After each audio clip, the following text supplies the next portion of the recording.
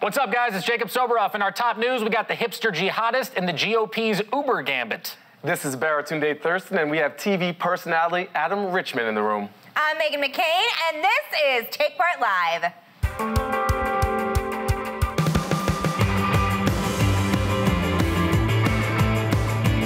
Lots of stuff to talk about tonight, guys. Lots of stuff happening. Going on. Yes. What's up, America? Welcome to Take Part Live, the anti-news news show. Today, Baratunde Thurston is back to help us co-host. America and other nations hijacking our signal. I hope there are other nations hijacking our signal. The more viewers, the better. All right, good to have you back. On to our first story.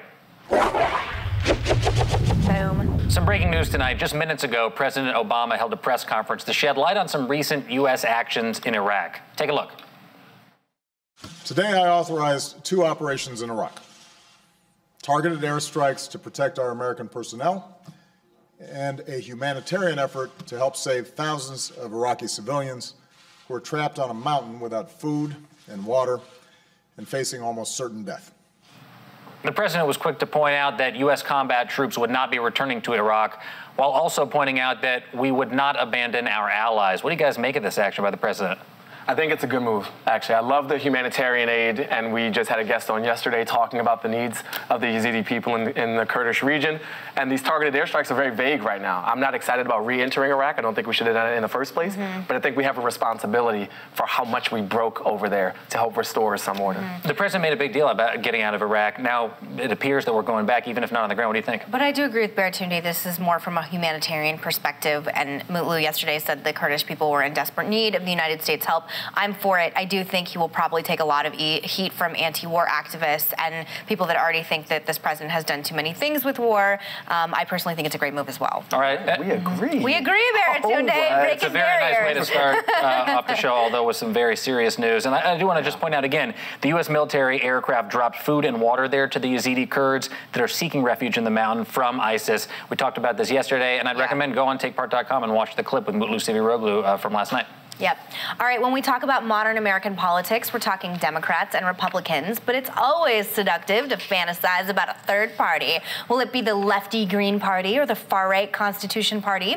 Well, according to some libertarians are actually the new political superpower. Yeah, a lot of people are talking about this, and there's now a big article in the New York Times Magazine. They publish an extensive feature on libertarians. Yeah. It dives into the culture of the cool, some people call it the Diet Republican Party. I don't know if I would. They highlight prominent libertarian figures. They explain that the group's appealing to millennial voters who don't find either Democrats or Republicans particularly suitable, and I think that that's a lot of us. The issue here is that the party, while focused, seems to lack the footing on subjects like immigration and foreign policy. Instead, cultural issues like marijuana legalization, same-sex marriage seem to be defining them. Why do you think people try to make and keep trying to make pure libertarianism a thing?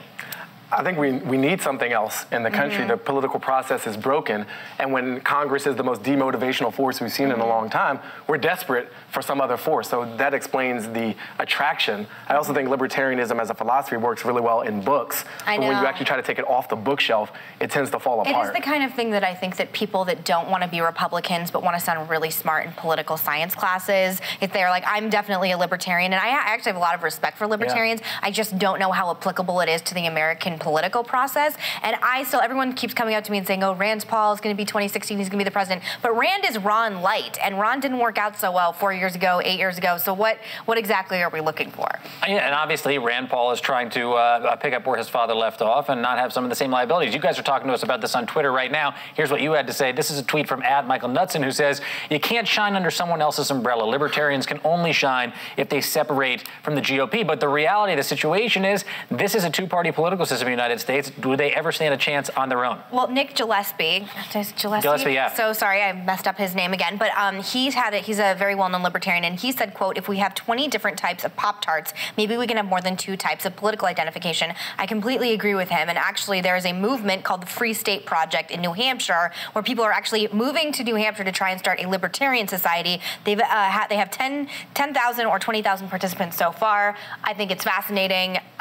20,000 people is enough to have us talking on this show, but I don't know if it's enough to actually get a candidate elected. And I'm honestly glad it's starting. I think I was almost taken in by the libertarian family of the polls. I'm like, yeah, I'm against the war in Iraq, I'm against mass surveillance, but I'm actually for the civil rights movement. And you lost me at civil rights movement, Paul family. They lose me with national defense things and things with the military, because I am a big pro-military person, pro-intervention, and libertarians want... To me, and I agree, mass surveillance, social issues like same-sex marriage, incarceration, war itself. But the problem is, until we get rid of, we talked about this the other night, the big two-party system where money rules, the #1 indicator of being re-elected into Congress is that you're already in Congress. And so until we fix that, I don't think you're going to see a Libertarian Party doing anything.